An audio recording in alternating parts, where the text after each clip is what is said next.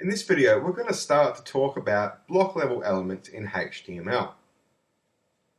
Basically, what a block level element does is any content directly following the block level element will be rendered on a new line. So let's take a look at this in some code. Let's create a new HTML file, title this block.html. Double click on it to open it in our text editor and type out our HTML5 document structure.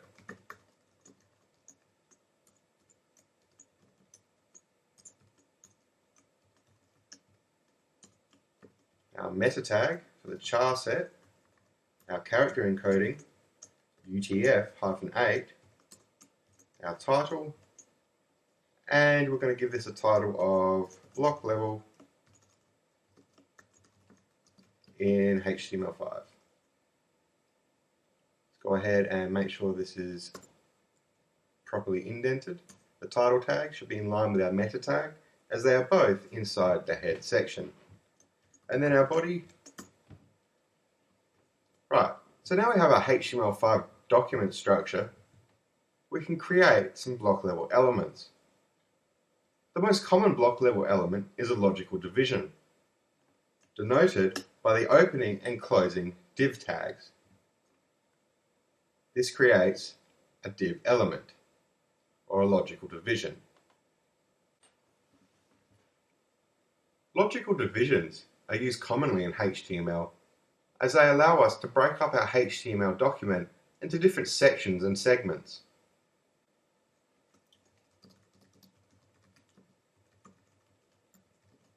So this is a logical division. What I'm going to do is put some text directly following the logical division or block level element so we can take a look at what the block level element actually does in our browser.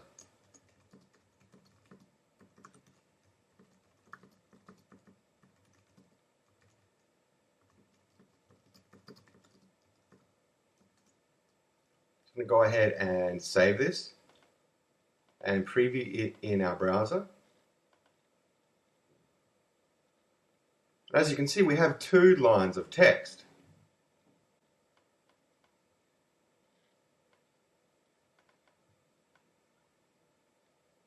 So this is a logical division, is inside the logical division. This text directly after the logical division on the same line is directly following the logical division. So as you can see, the content following the logical division will be rendered on a new line.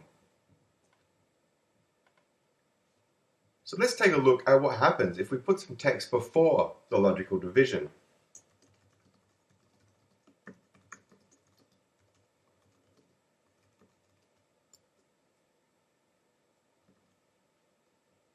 Save this, preview in our browser. And as you can see, the text entered in before the block level element is rendered on one line. The block level element is rendered on a new line. And the text after the block level element is also rendered on a new line. So that's basically what block level elements do by nature. So let's take a look at some other block level elements. We have the paragraph element, denoted by the opening and closing p tags.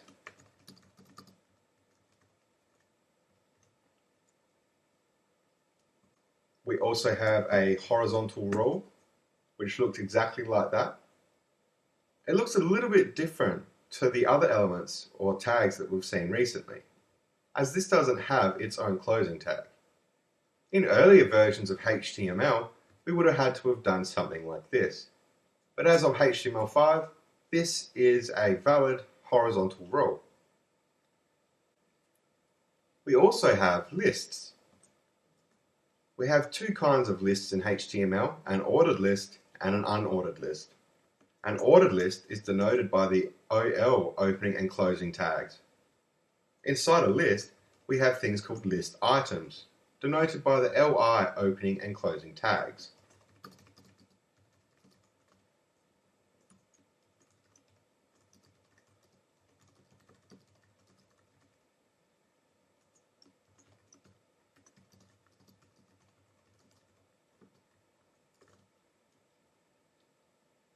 So let's save this and take a look in our browser and see how this ordered list renders in the browser. As you can see, we have a paragraph, which is just some standard text, followed by a horizontal rule, which is actually spanning the width of the page. And now we have our ordered list. As you can see, the list items inside the ordered list are listed by numeric values.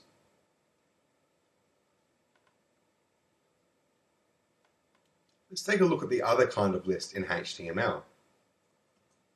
The unordered list, denoted by the UL opening and closing tags. And just like the ordered list, the unordered list also has list items.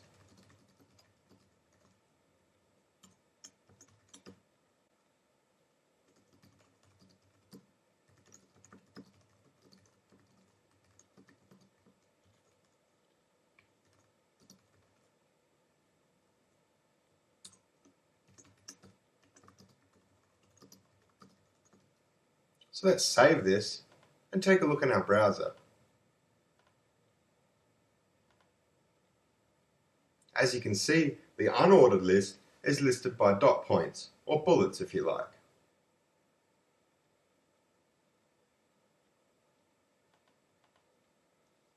In HTML, we also have things called headings. These are denoted by the letter H and then a numeric value between 1 and 6. Opening and closing tags. So we could have a H1, a H2, a H3, 4, 5, or H6, opening and closing tag, creating a heading. Let's create the 6 different kinds of headings.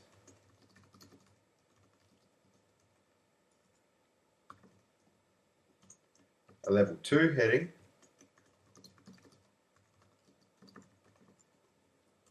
a level 3 heading,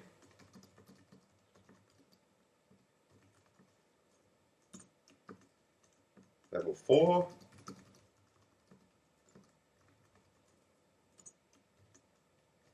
level 5, and finally level 6. Let's go ahead and save this and preview it in our browser. As you can see, we have quite an array of headings, ranging in size from a level 1 heading all the way down to a level 6 heading. They all have their uses, so a level 1 heading would be useful for something like an absolute page heading, and maybe a level 2 heading would be good for something like a subheading.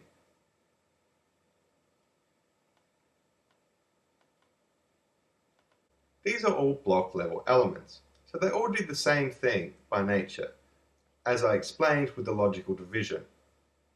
So I hope you've learned a little bit about block level elements in HTML5.